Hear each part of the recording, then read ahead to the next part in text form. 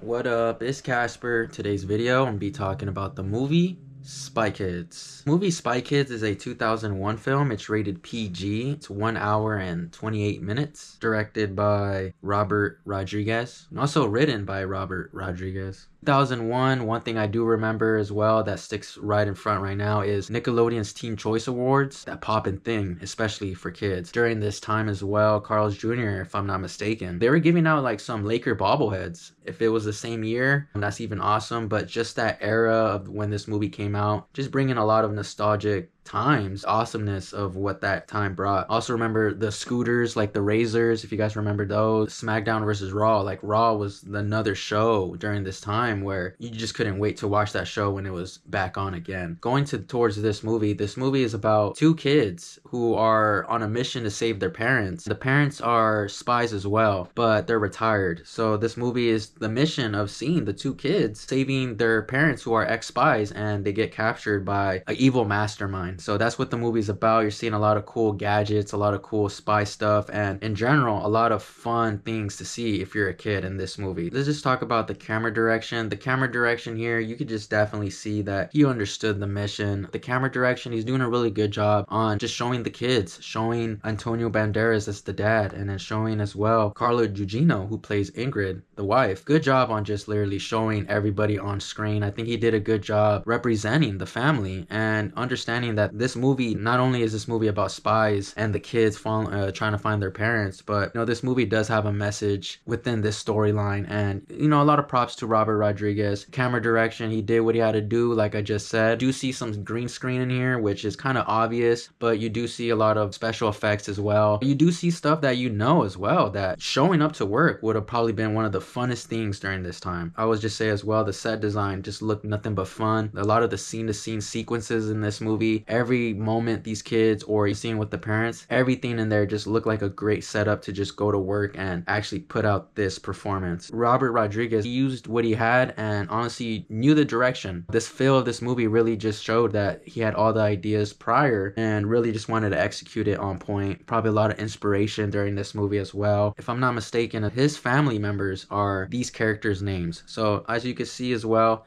this dude is not messing around. Antonio Banderas plays the character Giorgio Cortez. Straightforward, Antonio Banderas did a pretty good job in this movie for what he had, literally. I mean, he doesn't have the craziest on-screen appearance because it's just like more focused on the kids in an aspect, but Antonio Banderas, really cool to just see this performance again. Very wild to see him at a young age, and really cool to know that this wasn't a movie that I only know him for. Obviously, Zorro was a movie that I know him for as well, and then him doing the Puss in Boots stuff, that voiceover stuff is wild. Antonio Banderas really fit this movie. Really cool vibes. Don't want to look too ahead, but I remember the second one being another banger, another movie where they actually did a good job following this movie, and Antonio Banderas came back for that second movie. So that's going to be a cool watch to see again. I do remember that movie not being boring, so that's a good thing about it. Carla Gugino, who plays Ingrid Cortez, really well done on the look, really well done on her lines and her projection. She had a really good mother vibe, to be honest, during this era as well. Just the look and the style was just something very interesting to look at. The whole style of 2001 was kind of in this movie. You could see with the evil people as well, some of their hairstyles and look kind of gave it like Backstreet Boy vibes and Sync vibes as well. One thing I want to mention about this movie is I did not know that Robert Patrick was in this movie and he plays Mr. Lisp. I'm very insane that that's him. His look in this movie, I could not even tell you that looked like him. And wild now that he's on Tulsa Kings. Daryl Sabara, who plays Junie Cortez. This movie is probably his movie where he gets known for the most. This movie, on point acting, that vibe of what he brought was literally what me as a kid watching that, it's like I want to do acting as well. Awesome character, really cool thing to rewatch as well and see where this character actually came from again was just an awesome thing to see. Really good job on his presentation on these lines and did a really good job on screen and did a good job bringing that younger brother vibes with his older sister in this movie, Carmen. I can only imagine how Robert Rodriquez felt with this whole cast. Like the whole cast literally felt and looks like they were on board to help this movie become a huge success. Alexa PenaVega, who plays Carmen Cortez, there's a lot of stuff that she's doing in this movie where it brought that fullness of the Spy Kids vibe. There's just a lot of stuff with the technology that she's handling and being responsible for. She has a lot of the screen time in here and did give that big sister little brother vibe, and really like her projection, her acting in this movie, the direction that she was doing in here, from the bigger sister to being that spy. Every section you could see as her being an actress, she was doing her job to actually learn these things. She did a really good job in this movie, and I know this movie is one of those movies that you just never forget. There's a scene in this movie where she pulls out the McDonald's out of this crazy invention. That's a scene, in my opinion, where I wish I had that technology. When I saw that for the very first time, I was just like literally mind blown on, is this real? That was probably my favorite scene of this movie, to be honest, just seeing that. Danny Trejo, who plays Machete, when he got on screen, that was like that push for the adults to actually see some cool acting. He does a really good job on actually bringing a cool vibe, and he fit perfectly in this movie, fit perfectly with that family. Very good added character. This movie has an awesome cast, believe it or not. Kind of an underrated cast. You have George Clooney kind of show up at the end. The evil villains in this movie make sense. Missed that part of the movie where it's gonna be good versus evil. The kids have to save their parents from the evil side. I think they did a good job with the evil characters. There is a little creepiness to it. There is some stuff in this movie where the way those characters look, that live action style, kind of reminds me of like Barney, Power Rangers vibe a little bit. Kind of cheesy, but it adds to the movie. Alan Cumming, who played Fegan Floop, very interesting character, reminds me of Willy Wonka, literally. And Tony Shalhoub, who plays Alexander Minion. I don't know why he reminds me of Mr. Beans. This movie, for me, I can only talk about just the great nostalgic vibes that it brings. I really like the setup of the ending scene, to be honest, because it definitely showed that there was going to be another movie. After my watching the movie Spy Kids out of 10, I'm gonna have to give this movie a 9 out of 10. So that's my movie review for the movie Spy Kids. Shout out to you guys for tuning into the video. Thank you guys for watching, and we'll see you guys on the next one.